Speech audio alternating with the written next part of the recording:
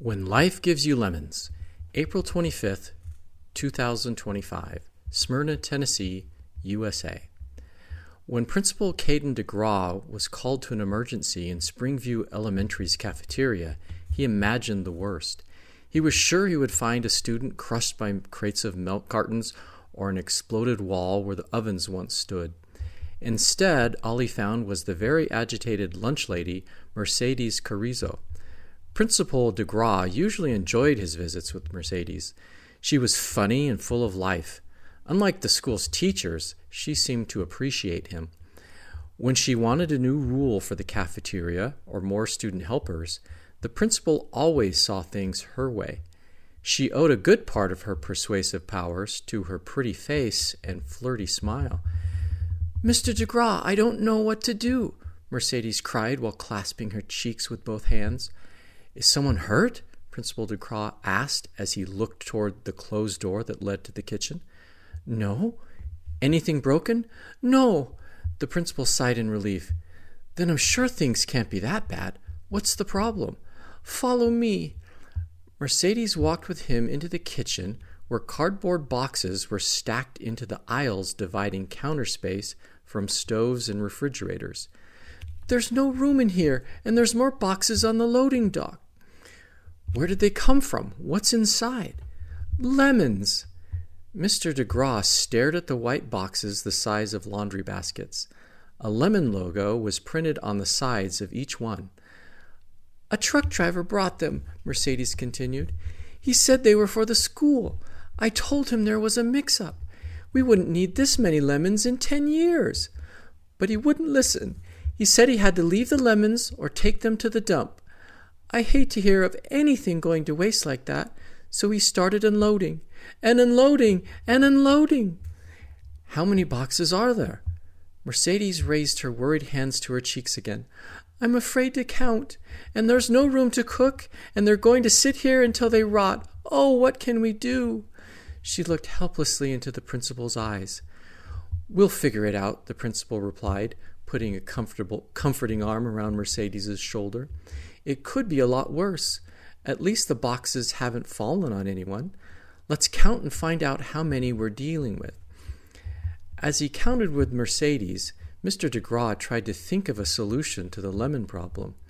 How could they possibly be useful to the school? He had not come up with an answer by the time the total box count reached 210.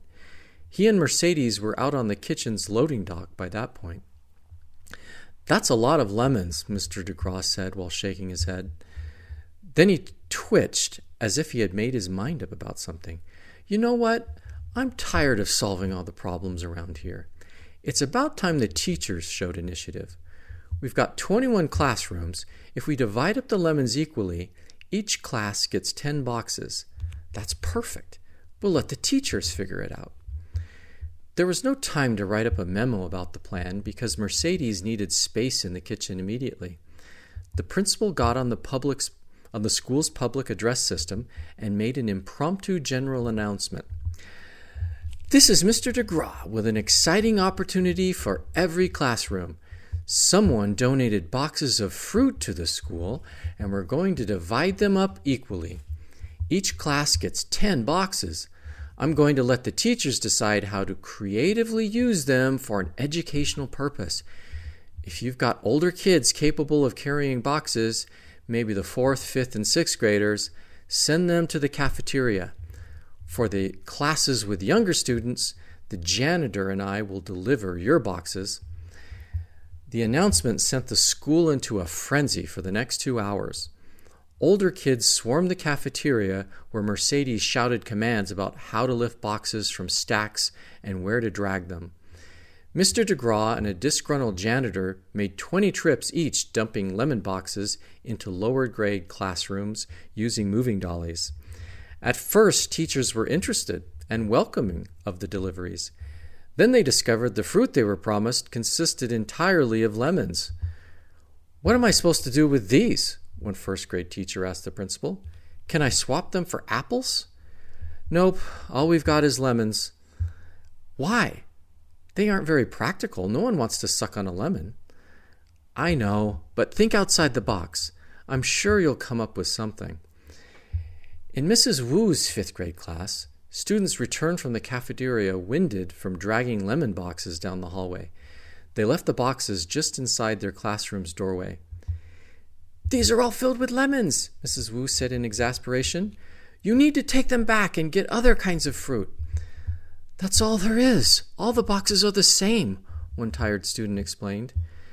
Mrs. Wu furrowed her brow and said under her breath, "What's wrong with this school? Only a dummy like Mr. DeGraw would buy a bunch of lemons and think they were useful." She lifted one of the box's lids to reveal the bright yellow orbs inside. She picked up a lemon and pressed it against her nose. It smelled citrusy fresh, but Mrs. Wu knew that if lemons sat around for more than a few weeks, that fresh scent would turn rancid. She would need to use them up quickly. She imagined lemon-based art projects and making lemon batteries, but that would only get rid of one box. What about the other 9? Then Mrs. Wu smiled and said to herself, "Wait a minute. Why am I so worried about this? Parents always say they want to help out the class. Here's something for them to do." "Okay, everyone, listen up. You're going to do something fun this weekend," Mrs. Wu announced to her class. "Everyone gets to take home as many lemons as you want." A boy in the front row of desks could hardly believe his good fortune and asked, "Really? As many as we want?" Mrs. Wu eyed the lemon boxes. "Let's say as many as 1 box each. If you don't want an entire box, you can fill up your backpacks with as many as you can carry. Who wants a whole box?" Levi Hoyton was one of several students who raised his hand. He did not worry about what he would do with the lemons. He simply wanted as many as he could get. "We need to make this educational," Mrs. Wu continued. "After you do something creative with your lemons, I need you to write a paragraph for me. It should start with the phrase, 'When life gives you lemons.'" By the time Levi's mom arrived to fetch him from school, he had dragged his box of lemons all the way to the sidewalk next to the pickup zone. Levi motioned to the box and then the back of the SUV. "Can you help me lift this inside?" "What is it?" his mom asked as she opened the door to get out. "Lemons. I got a whole box." Before his mom could ask more questions, Levi strained to lift the box into the SUV's now open rear hatch. His mom bent over to help. "I don't understand. Why lemons?" "It's for a school project. I'm supposed to be creative with them. And then write a paragraph. Something about when life gives you lemons." Levi's mom lifted the box's lid to verify it was loaded with lemons. By the time she got back to the SUV's driver's seat and pulled away from the sidewalk, she was too worried about her own son's lemons to notice all the other kids dragging lemon boxes toward cars. "Did your teacher give you any ideas? A whole box of lemons is kind of a lot." "She said it's up to us. Jackson Milroy was talking about putting them in his swimming pool and shooting them with a nail gun." I don't think that's a very good idea. Did he get a whole box too?" "No, he just filled up his backpack." Levi's mom continued to think about lemons as she drove. "When I hear that phrase, 'when life gives you lemons,' I naturally want to finish it by saying, 'make lemonade.' Maybe you should make lemonade." "Is it hard?" "It's mostly squeezing juice out of lemons and adding sugar and water. But all those lemons will make more than we'll ever drink. Maybe you could set up a stand and sell it." Levi loved the lemonade stand idea. After his mom's suggestion, his imagination took over. He pictured himself with a table, sign, pitcher, and stack of cups. He speculated over how many 100 lemonade servings he would sell and how much he might charge for each one. When they got home, his mom showed him how to extract juice using a manual lemon squeezer with a rigid knob that emptied into a collecting bowl. Levi went to work cutting lemons and watching drops of juice collect as he pressed them against the extractor. After 10 lemons, Levi asked his mom if that would be enough. The box still looked full. "Keep going. You don't want to run out tomorrow. It's supposed to be warm and you'll have lots of thirsty customers." Levi kept squeezing until the kitchen counter was piled with lemon skins. "My arms are too tired. I can't do any more," he complained. His mom agreed that he had done enough for one day, although the box was still half full. When she added sugar and water to Levi's lemon juice, it made a total of 2.5 gallons of lemonade. They both took sips and declared it the best they had ever tasted. Levi spent the rest of the night making signs for his stand and deciding he would charge $1 per cup. His mom drove to a nearby store and bought red plastic cups and bags of ice. When he was supposed to be sleeping, Levi continued checking the clock in his bedroom. He left his bed at the first signs of daylight, which was the earliest he had ever voluntarily gotten up on a Saturday. He dragged a folding table and plastic chair to the edge of the sidewalk in front of his house. Then he grabbed a gallon jug of lemonade and his other supplies. The stand was ready for customers by 7:30 a.m. "No one's come by yet," Levi told his mom when she emerged from the house to check on him. "A lot of people are probably asleep. As it gets warmer, they'll start walking and driving around." As she and Levi peered up and down the empty street, the neighbors on their left carried a table across their lawn and set it near the sidewalk. They decorated it with signs and then brought out cups and a pitcher of lemonade. A few minutes later, the neighbors on the right did the same thing. "What's going on?" Levi's mom asked him. "The kids next door aren't in your class. Where did they get the idea for a stand? Who else got lemons?" "The whole school." "The whole school?